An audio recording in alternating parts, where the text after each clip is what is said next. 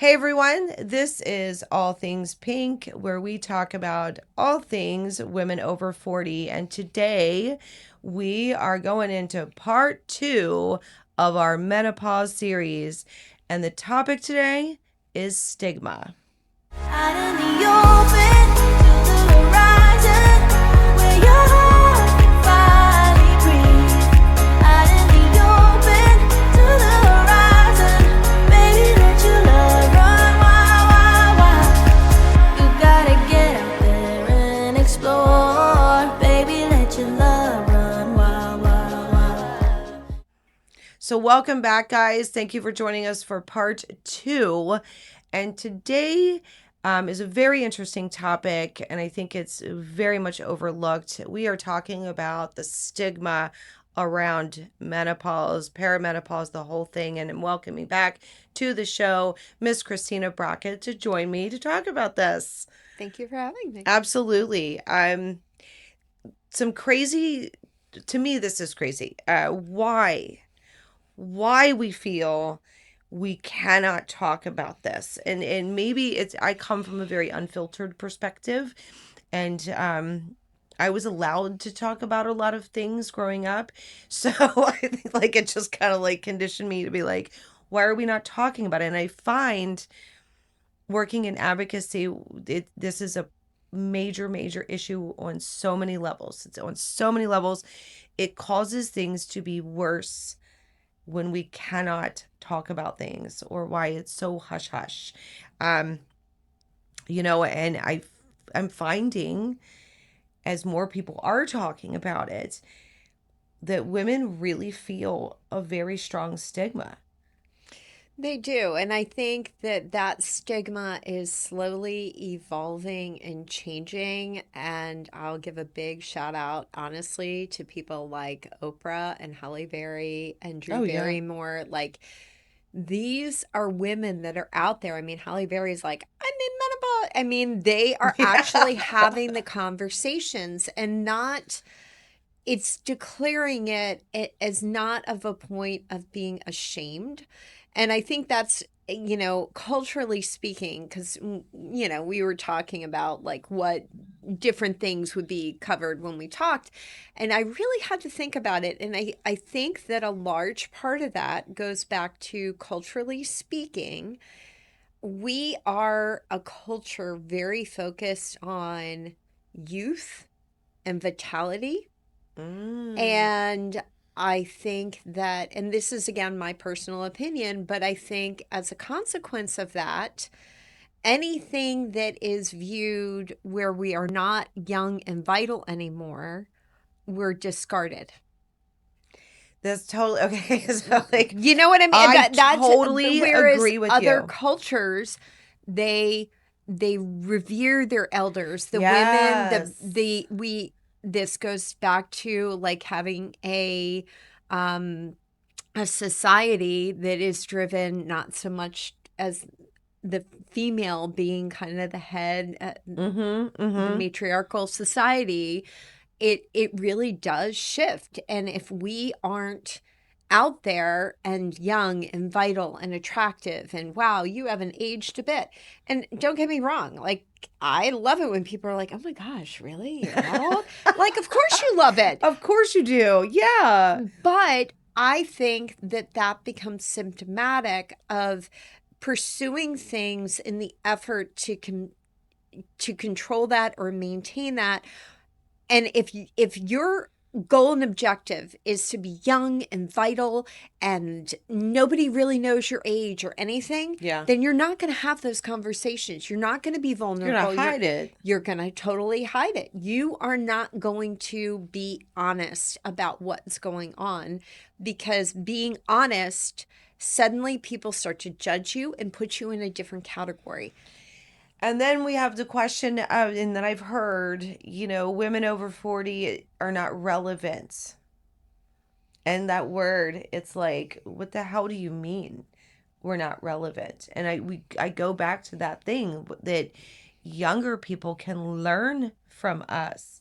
We've already been through the war. Like we've already been in the trenches, out of the trenches, did all the things. that should be revered. But you're right. That's not what our culture is kind of cultivating. No. And I think it makes women of a certain age start like feel badly about themselves, and then you get the whole mental health thing into it, and it's like I love that the conversations are happening because again, we can't help that it's happening. It is happening. So like that acceptance. It is, and this goes back to something that we were talking about in our last conversation, which is you go to a doctor's office and your BMI, which incidentally was never intended to be used in the way, I mean, it does have its positives, but there's a lot of stigma that goes along with Yeah. that. And Yeah. then, focusing on that as a point of contention or a point of shame, or if your numbers, your blood test doesn't look the way that it Yeah. used to, or any of that stuff, it builds that shame. And what we're not realizing is that some of those things are completely just a natural part of the aging process, especially for a female. And so Oh if yeah. if these, like, I used to have horrible test anxiety, truth be told I still do. I mean, I get white coat hypertension. I go into the I have a doctor bad because bad. I am like, you know, I If you're am gonna tell me something bad. terrified Yeah. that I'm doing something wrong, you know, and I think that that feeds also into this stigma of why people aren't having those conversations, aren't being open and honest about what's happening in the world. Well, do you think that that's like almost across the board, women, take on the bulk of all of these things, and there's a level of we're expected to do so, so we don't talk about it, we just do it. Yes and no. I mean, I think that that is changing. I have a 19, almost 20-year-old daughter, and the stuff that comes out of her mouth, I'm like, you said that? She goes, yeah, it's true. And I'm like, oh my gosh. When I was your age, I never would have been that forthright about what my opinion was, or calling somebody out, or being, and she's not rude about it, but I mean, Yeah. like, having that open dialogue and being like, hey, by the way, that behavior is not okay and I'm not okay with it.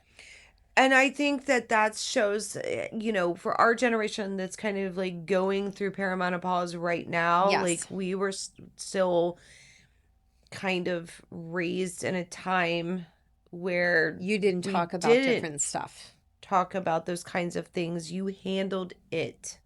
You hand You handled it. you got crap done. You just got crap Yeah. done. And the people that you relied on, I mean, I've had a group of girlfriends that have been my friends since I was in the 5th grade, and we're still close and we still get together. Mm-hmm. And those ladies, no, I mean, if anything were to happen to me, you bring all those ladies into a room, they could have my entire life history with the doctors, because those are the conversations that happened, because you didn't really have, I didn't have them with my mother. You Yeah. know what I Yeah. mean? Now I'm having very open conversations with my daughter, and so generational changes, I think, are happening, but I think that's part of it, but I also think how, the idea of the trophy wife, right? Like, they just stand there and look pretty. That's all Yeah. you have to do, and so if the ideal is the beautiful woman who's not aging, who whatever is there, why on earth would you ever admit that you're struggling, Oh that yeah. you're having these symptoms, You can't handle it. that you feel like you're losing? You're not going to have those No, conversations. you're You're not going not. to reveal it, because it's also then a sign of weakness, which again goes back to generationally. I think that our generation still suffered from that. Girls aren't as strong, or they're not, We have like, something. It's as if we still have something to prove. Absolutely. I Yeah. mean, I remember being in high school and being told that I should go into like history or English. And it wasn't until my 40s that I went back to grad school Hmm. and I'm like, oh my gosh, I flippin' love science, Yeah. but that was not that for I can't, me. I can totally see, I see you in the science field versus I No, can't, yeah. history and English, finance. I mean, my undergraduate was international business and finance, but it Wow. was not, and now my daughter's doing chemical engineering. So, like, That's cool. but do you see? I think that Yes. this idea of women being, I mean, even the physicality, right? You look at people, and everybody talks about Michelle Obama's arms. You know what I mean? Like, you Oh, look yeah, at yeah, these yeah. women and they're strong, they're fit, they're taking care of themselves. And I think that has been an evolution as well.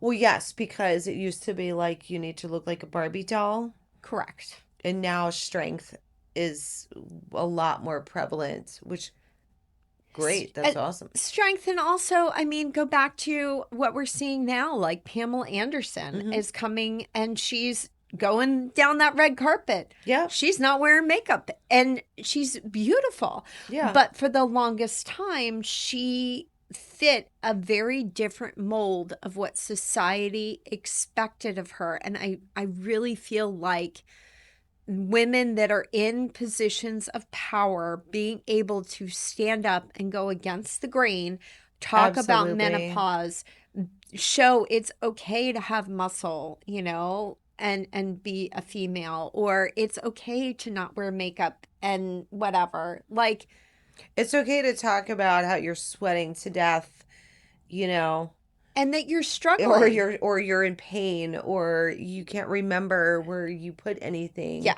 within seconds. Yeah. I mean, and And it's totally okay. that's where I think like Drew Barrymore has been really fantastic Yeah. about having, being very transparent.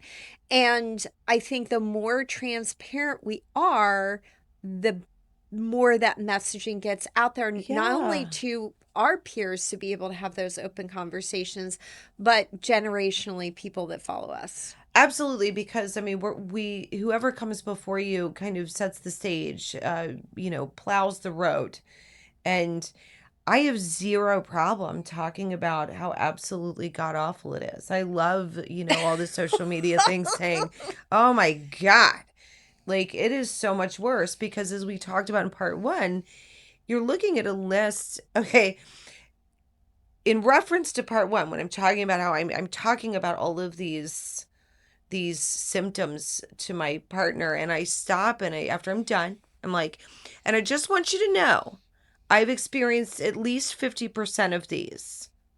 And y'all wonder why we're mad. Like you wonder why life is harder right now. You wonder why we're tired. Why we just don't give a shit. Like, like that's why.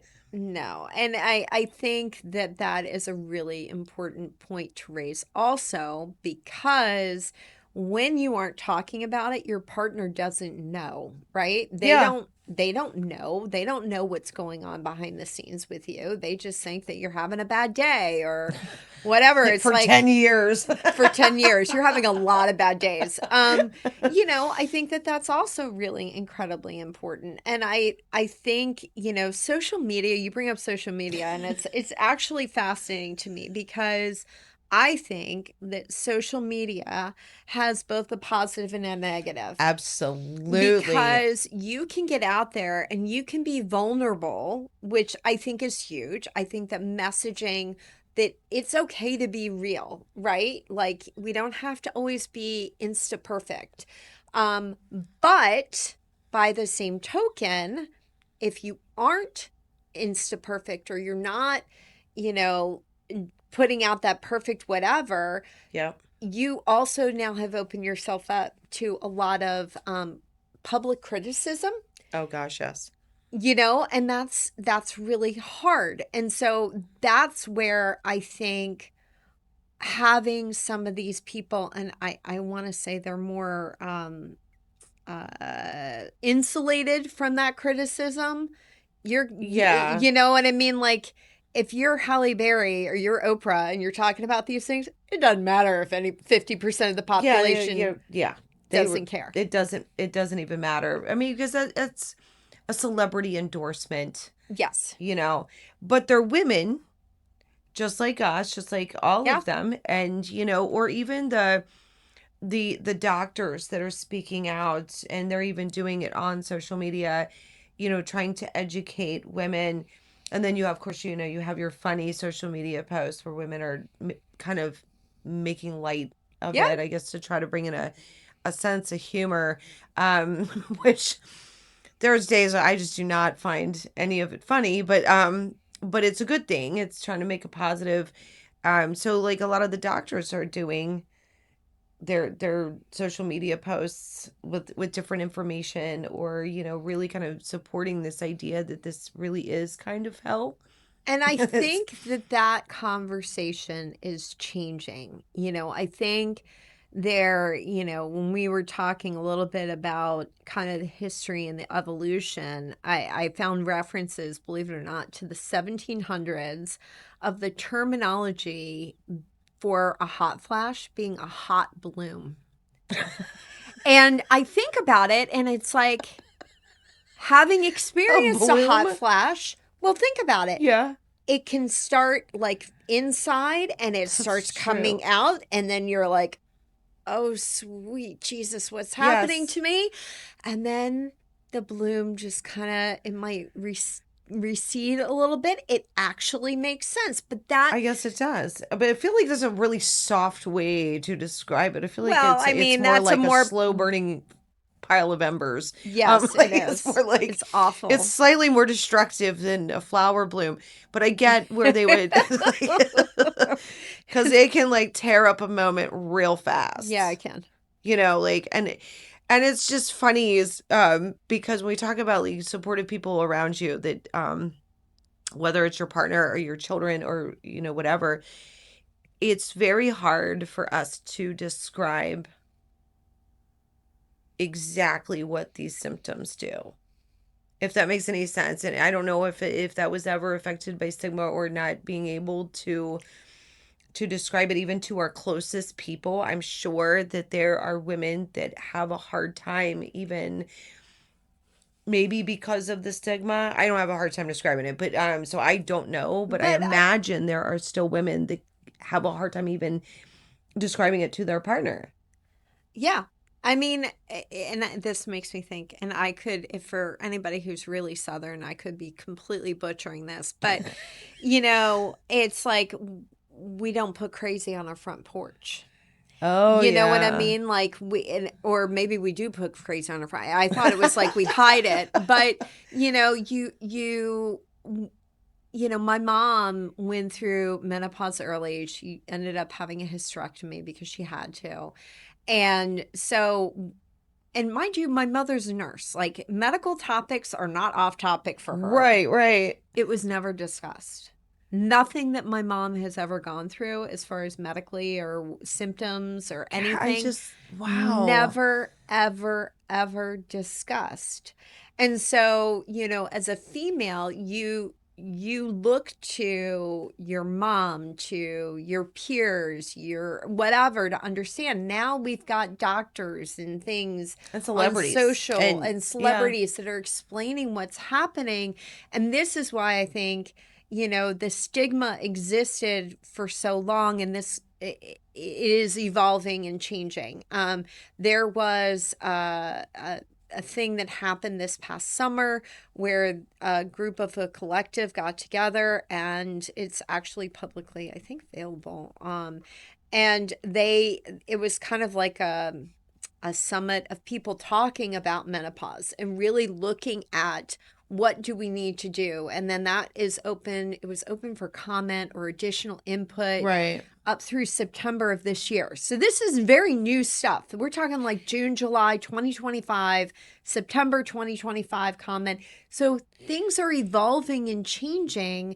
And I think in large part because we're starting to remove the stigma behind it. Of course. But, you had asked me off camera or whatever, like when did I think things kind of shifted? And there is data out there on hormone replacement type therapy being available for women much earlier. We're talking like 1800s, 1900s, Gosh. whatnot, you Nobody know, would think that. cow's ovary injections, you name it. There were various things, urine You from said something pregnant about a women. patch. Uh, I think the first estrogen patch was in the late 20s, early 30s. I mean, so the idea that we need to address this on some level. Now, I think, now don't quote me on this, that one of the things was back towards uh, restoring a level of libido, Gotcha, right? So gotcha. that would serve, it's like if my partner is upset that I'm not, Yeah. feeling it, then, yeah, make her feel it again, So it makes sense that evolution. Now there's the Women's Health Initiative that there was a movement in like the 70s. And I think like estrogen was in 1975 the fifth most prescribed medication. So it was hmm out there. And then we started looking at some of these negative effects that were happening to women. And the Women's Health Initiative really, and that was in the 90s, really kind of was like, let's put some brakes on some things Right, because right. of cancer and cardiovascular risk, et cetera. And then suddenly we've gone from being, it's really, I think that in and of itself, Kind of which helped start blunt to, yeah. what was happening as far as the Gotcha. movement, because then it was like, ooh, we better not, you don't want to give anybody anything that might cause them harm. Of I mean, course, do of no course. harm. So then it's like, well, maybe we really don't have options and this is just the natural stage of life. And the problem that they're now finding with that particular study is that there were issues with how the study was executed, some of the populations, the fact, just some various things Hmm with the study that led to potentially inaccurate conclusions. And those inaccurate conclusions drove what was medical advice from that point Gotcha. forward, which is what you and I have felt. Yes. And now that conversation is beginning to change. Isn't it crazy, just even slightly crazy, that it takes this long for a stigma to be kind of, for it to evolve? Like, I think that that is why women are feeling that. Like, because it feels like, okay, so we've had some treatments from a long time ago. So it's not like nobody knew that this was a thing. Like, it's not new, clearly. The 90s started to see that shift with this movement. And recently, and I would call this recently, when Oprah and Halle Berry and people started talking, like we had celebrity endorsements on this, and we actually started, that's a many, many years Yeah. of staying quiet. But I mean, I hate to say it, but the reality is that women historically, their opinions, and I'm not saying all women, but I think, the idea of hysteria has its roots in women being kind of crazy or hormonally driven crazy and Yes. whatnot. So, it's easy to discount what we are saying and feeling because historically that was done. I mean, you go back. I mean, Yeah. we could go on a whole tangent on women's rights and all sorts of things, but you know, Yes. but if you don't feel that you have a voice because what I'm saying, I feel like I am losing my mind right now. Yeah, It's yeah. like, I mean, there were jokes. Oh, is it your time of the month? Oh yeah, I that's was mean, a common joke. Even when that, I was growing, like I remember yes, this yeah, in the 80s and 90s, yeah, in the 2000s, some, jackass saying that. Like, are you serious? Like, where yes, are we again? Because when you talk about the like we don't air dirty laundry, it makes me think of like the 1950s where the women had to be like perfectly aligned, hair completely done. It's like 5 a.m.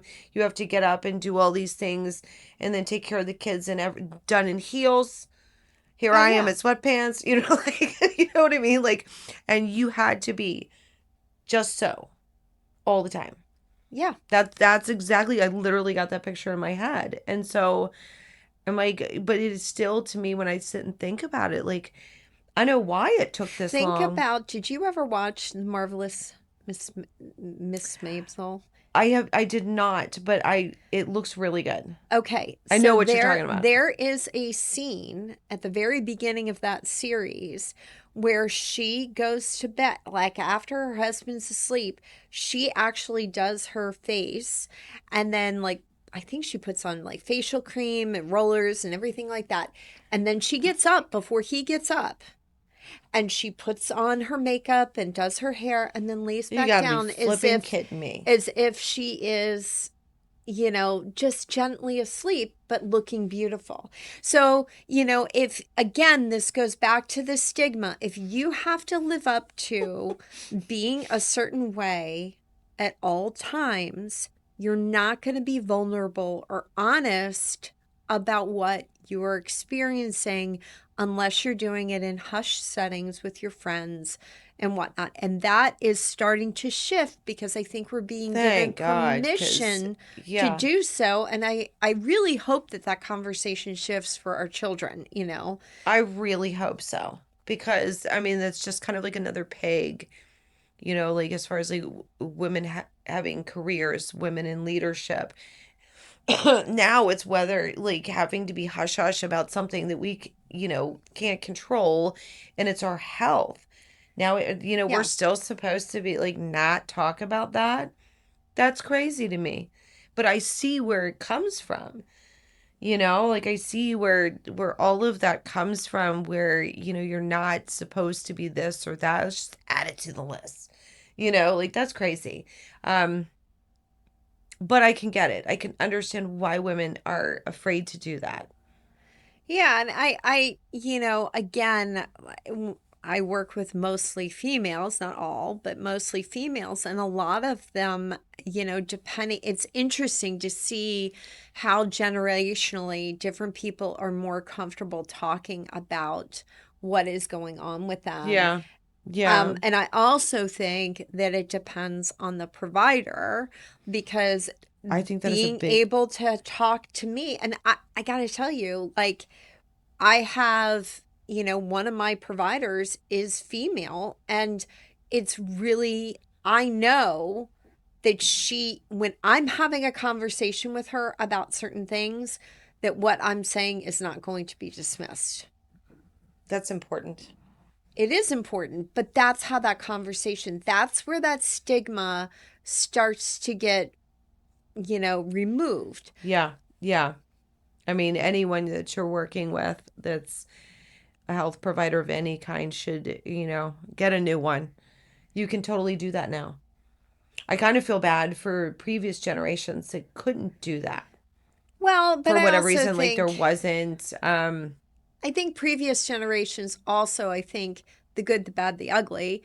Dr. Google is not always your friend, but I think that people in younger generations, like I think when we were taking care of my father-in-law, and he, I would be looking at something and it's like, wait a minute, have we discussed this with your doctor? He's like, well, the doctor just said X.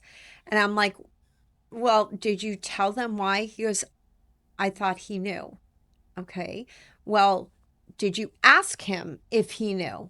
Well, no, because that's what the doctor just says. So yeah, So, you're going into something that really chaps me, like when people not advocating for themselves in those situations because we're conditioned to believe that our provider knows everything and can provide what you need and their advice, that's the end of it. well, and here's the reality too. The reality, like in his case, and I'm just using him as an example, but it could be anything.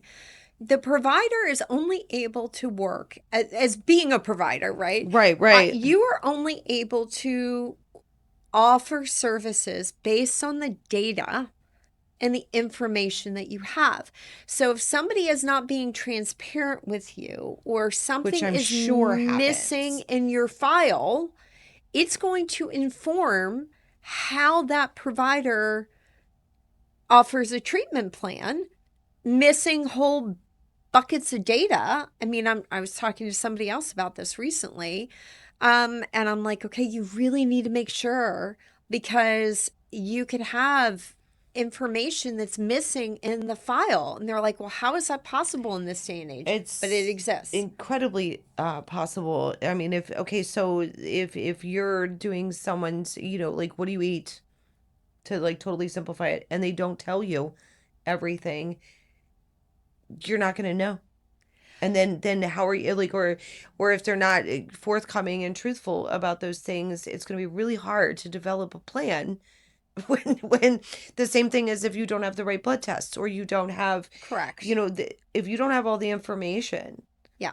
then a provider, that's where it's our responsibility to be like, here's all the things that are happening to me. And then they say something and you ask the questions and you give them as much information. There should be a back and forth with that There should before, be. I think that's normal. I do think that when it's being shown that for perimenopause and menopause, that providers are getting a tiny bit of training, I think that should change drastically. Yeah, and I think with some providers it has, in fairness, and I think, just like, being in the nutrition field, when I hear, well, that can't possibly be helpful, and then, they go back to their doctor after they've altered what they're eating and their lifestyle, and they're like, how did you do that? And it's Well, like, it's well, kind of I what you did. do. Well, it is what I do. But my point to saying that is that you don't know what you don't know. And if they don't have that depth of education, there's education out there. But There I think is. there is, not with every provider. I think that they may have had the education in the past. Maybe they're just not keeping up on it, or they're not diving deeper into that. But that goes back to, I wonder if and I have nothing to back this up. This is just pure conjecture. And just like I tell my clients, like, I'll tell you if this Sure. is just my personal opinion, whatever, or I've got literature to back it up. But I wonder if, when we were dealing with the Women's Health Initiative that had this study that really kind of put a lot of menopause hormone therapy or hormone replacement therapy, depending on who you're talking and what literature you're reading, it's referred to in different ways, but put it on the back burner, or really Right, right, that informed the medical community. Oh, you don't want that's going to increase your risk for breast cancer, or you don't want that, right, that could right. increase your cardiovascular risk. So at that point, that conversation, or that deep dive, it was kind of like, well, this is just a fact of life. It's a fact of aging as a woman. Sorry about your So it luck. basically like set everything back, potentially, Potential, possibly. possibly. That's what I wonder, looking at that, if that, because that sort of educated and informed the treatment, and then ground Well, to yeah. a halt a lot of the treatment or advancement Or research, or or yeah, like I research, or gotcha. like, Yeah. because it's like, okay, we're looking at this one therapy in that study or whatever, but we're not going to open it up to a lot of other stuff to see whether or not it's like, oh, well, that's probably a problem for everything, or I don't know. But it begs the question to me, because even when, and I know we're going to get into like HRT and another Mm-hmm. Mm-hmm. conversation, but even in those conversations, you still have providers. Like, I've seen an evolution in the last 10 years with how providers are looking at HRT. First saying absolutely not, to now it's an option. Yeah. And previously, Yeah, wouldn't you have wouldn't even brought even. it up. No. So there's been an evolution, and I think some of that has been people kind of pushing the envelope a little bit to try and address some of these Which is good. symptoms. I mean, that's a good thing. Always say too bad it takes so long Yeah. to do that, Yeah. especially with something that's just it's just not a new discovery. No. This is not Columbus, you know what I mean? This is not like so that's what I'm always like, why did it take so long? But there's so many factors. I think we've kind of touched on several factors that not only affect stigma, but affect pot possibly why things have taken so long. The stigma and the misconceptions and misinformation, I'm sure, has an effect on how, like, where we are now. Obviously, in other countries, Yes. I read that, Japanese women don't suffer from the same or as drastically from the symptoms, the same maybe, but they don't have the level of intensity of the symptoms as we do here in this country. What could be, do you believe that that's true? So I think that there can be a variety of things that offer an explanation for that, right? So you can have women who experience absolutely no symptoms really at Oh all. God, I want to live there. I know, What, right? And I'm talking can even I in live this there? country. Like, I went through menopause and didn't even blink, right? There are women that are Man, like that. God, And some then I there are just don't believe women that them. don't have that experience. So I think there is probably some genetics involved in that. I think that the other thing is everybody's heard of the microbiome, right? Well, the microbiome, that is like the frontier of where I think a lot of medicine is going, and personalized medicine, and looking at and I was just talking about this weekend in a kind of different capacity, what we are exposed to in this country, both in our food supply, I knew endocrine it. disruptors, I knew it. all of these things that you are exposed to are going to affect how your chemistry in your body works. It's going to also then drive, there is a bidirectional relationship between our hormones and our gut bacteria and things like that. So, Mm-hmm. and even like detoxification, and like it has so many things that are rooted in science in terms of the the processes in your body. Yes. Do I believe that's a possibility? Yes. They were also talking about it could be potentially the phytoestrogens, a lot of soy, but not processed soy, right? Edamame Right. and things like that. But that has limited data and literature on it. Like they haven't proven that that is a conjecture out there. Yes. But you're I talking about their lifestyle, their I think it's nutrition. bigger than There's that. I yeah. think it's bigger than that. I also think that how we operate in this country is different. I mean, I was in France for not even a week, and I came back feeling, and let me tell you, my schedule in France, I was, it was crazy. Um, I came back and I ate like you would not believe while I was there. Yeah. Things that I don't normally eat a lot of, I ate. And I came back and I felt different. I had lost weight. I hadn't even asked to Oh lose my weight. gosh. And I felt different, Yeah. right? A lot of what I was eating when I was there was all farm to table in the countryside in France. Oh, I bet it was good. It was amazing. But I had a conversation with a, a male this weekend, and he spent several months in Paris. And he's like, I looked different. I felt different. There is a different mentality, also, not only the food supply, not only what you're exposed to as far as what's in products that we are exposed to here, but also just, mentality too, right? Yes. And that gets Yes. into the whole stigma. If you are viewing the older female not as the matriarch, not as somebody who's to be revered for wisdom and guidance and Gotcha. empowered, Mm-hmm. but instead kind of discarded Yep. or diminished, then our thoughts have actions on our bodies, on our spirits, on everything. So I think it's, again, like everything, it's got multiple contributing factors.